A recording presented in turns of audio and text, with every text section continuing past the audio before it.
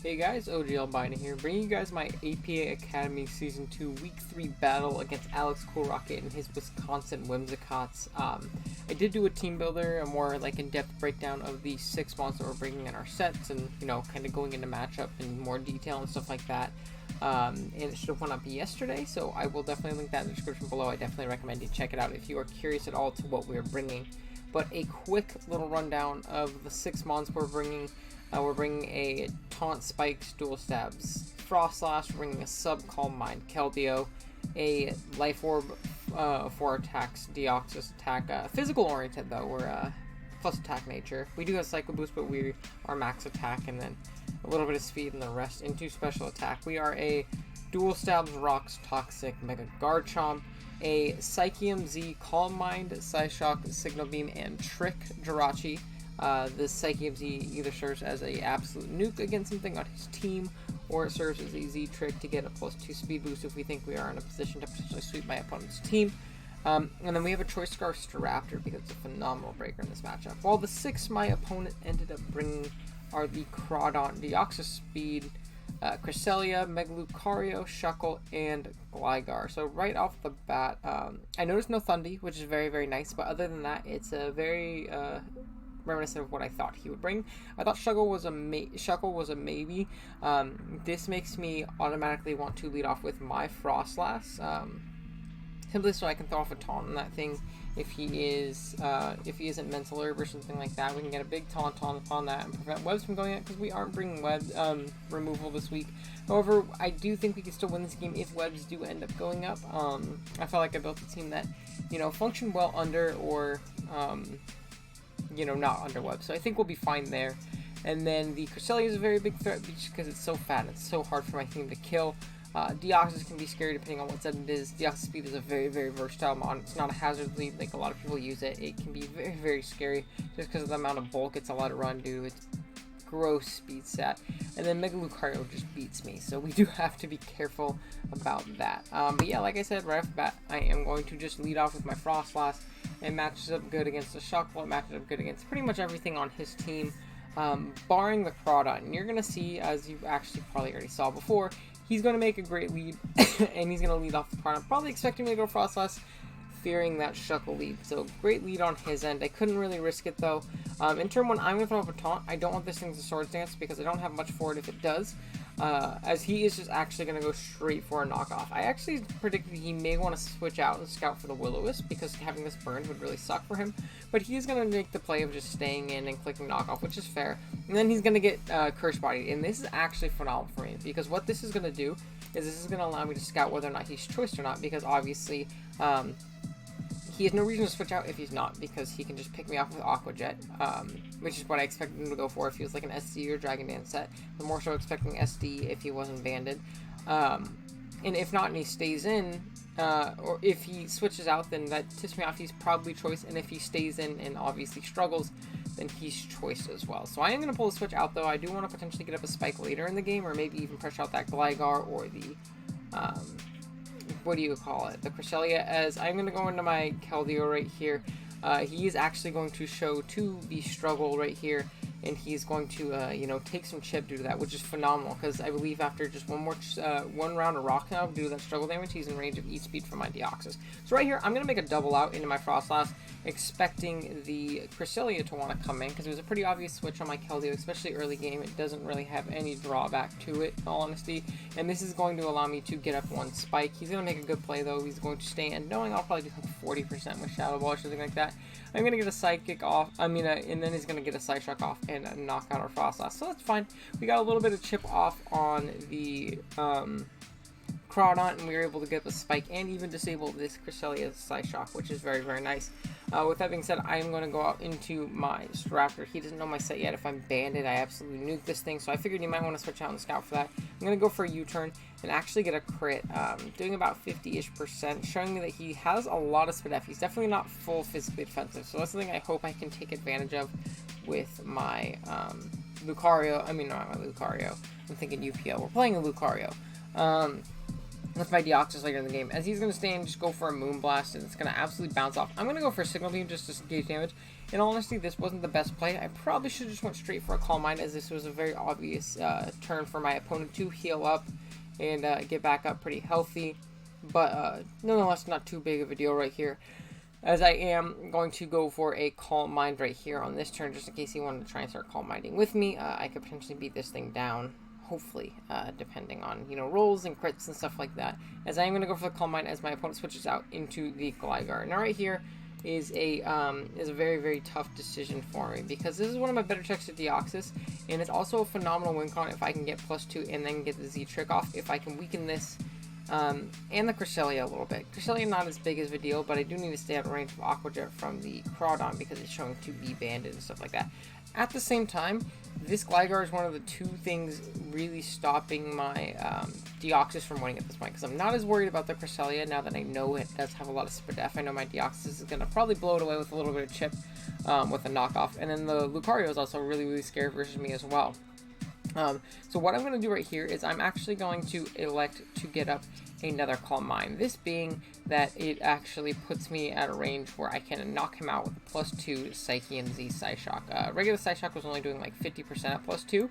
However, the Z move added on to that is going to do a ton. I know he'll never knock me out, even if he's like max adamant for some reason. He'll never knock me out with Earthquake just because of how bulky I am. We're running a good amount of HP this week, HP and defense, as right here I am just going to throw off that Shattered Psyche, and you're going to see it as actually going to be able to just clean Oko this Gligar, which is great because I did lose my Frostlass, which is one of my better ways of breaking this, because my Keldeo can do it, but it doesn't necessarily, do well against my opponent's team while the Cresselia is still there, so that is something we have to take into account. But yeah, we're going to throw off our cool Z move right here, knock out the Gligar, and that's a big threat to our team gone. A big defensive nuisance, at least. That was actually stopping a lot of things on my team from doing well. Because right here, he's going to go out into his Lucario. I can't let this thing set up. If I let this thing set up, I lose on the spot. So I'm going to stay in. I'm going to go for a Psyshock in case he chokes and does end up going for a Swords Dance or a Nasty Block, because we should knock him out after one Spike with a +2 Psyshock, as he is going to make the smart play though. Just go for the close combat, and Jirachi is going to go down. Pretty cool that we got to show off a Z move on Jirachi this week though, and we were able to take out a Mon that should usually check it pretty easily, just showing how busted Z moves really are and how overwhelming they can be. As right here, I'm going to go out into my Staraptor, no rocks in the field, and I know at -1 I will always knock this thing out, even if he's max HP for some reason. This is going to force him to switch out into his Shuckle, and being that there is no Thundurus, that means Brave Bird spam against his team is incredibly free. I don't have to click another move ever, unless I need to click Quick Attack versus, another Scarf Mon, or another one that might outspeed me or something like that. But yeah, he's going to go into the Shuckle, and he's going to sack it off. It's definitely 2-hit KO'd after a Spike from our Staraptor right here, which is great because now we don't have to worry about webs, even though they weren't too big of a deal for us. That also gets rid of the potential of rocks on his team, I believe, as well. Unless he's carrying them on Dio, but I figure Shuckle will probably be the rocker if it comes with Dio. As right here, he is going to go out into his Cresselia, knowing that I'm Scarf and not Banded. And this is going to force me out. I am going to go out into my Garchomp right here, assuming he might want a Moonlight just to try and, stall out our recoil turns and things like that, as I do get that play right. Excuse me, and I'm going to throw off a Mega right here and just throw off a Toxic. If I can get this thing Toxic, again, my end game with my Mega, with my Deoxys attack is looking phenomenal, because this thing cannot stay healthy versus my team as easily anymore, and I don't really have anything to break it. It also opens the door for Keldeo very, very wide as well, and I know my Garchomp is bulky enough to take any hit from this thing, and I don't believe he has Ice Beam now that he showed Moonblast, but right here you're going to see he's going to get a crit, and right there you see that crit actually only did half. I don't know if it was the biggest deal in the world. I don't know if I would have lived. I don't think it's the biggest deal in the world, honestly, because I don't know if I would have lived 3 of them, depending on that roll. I really don't know, but it is going to make sure so I for sure don't live 3, and I'm going to be brought down to the red, but that's fine. We're slowly chipping this thing down, and this turn I'm going to elect to get up my rocks.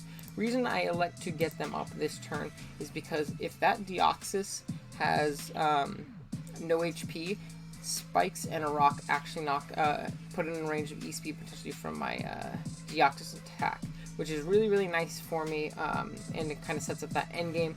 If it has a little bit more bulk, we do need more chip on it and stuff like that in order to take it out with E-Speed. But I figured Rocks is a safe play because he's likely to go for the Moonlight on this turn, trying to stay healthy all it could.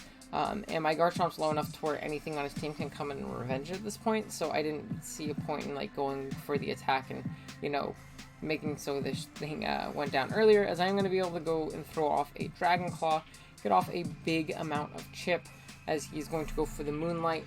the Moonblast, knock out my Mega Garchomp, but Garchomp did what he was supposed to do. It got the Toxic off on the Cresselia, and it's slowly setting me up in an endgame in which Deoxys can potentially sweep my opponent and pick up this game for me. Is right here, I have no real choice but to go out into my Keldeo. The reason I went out to Keldeo opposed to Staraptor is because I want to take as little recoil as possible, just because of the fact that he has a lot of priority on his team. He has probably Bullet Punch, Extreme Speed, Vacuum Wave, something like that on his Lucario.